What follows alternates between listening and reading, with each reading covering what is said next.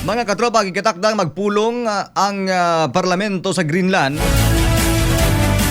aron tukion ang pagpangandam sa bahad sa US President nga si Donald Trump nga sakupon ang Arctic Island usa ka autonomous region sa Denmark.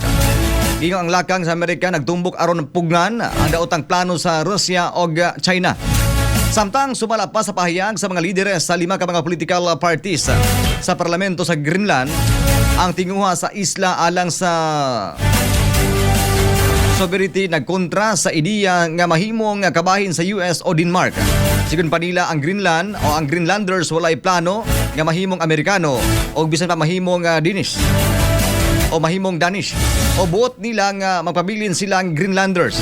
Kahinuman nga nagpahayag si Trump kag gikinahanglan na maparag-iya sa US ang Greenland aron malikayan nga magka-interes ang Russia ug China sa maong isla.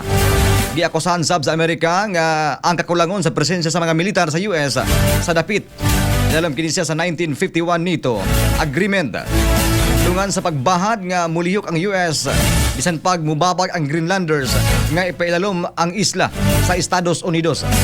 Base usab sa 2009 agreement sa Greenland o Denmark adunay katungod ang Greenlandic nga katawhan magdesisyon sa ilang kagawasan pinagi sa ilang mga lideres nga walay bisan usa kadayuhan nga mag-apil-apil. Express Balita.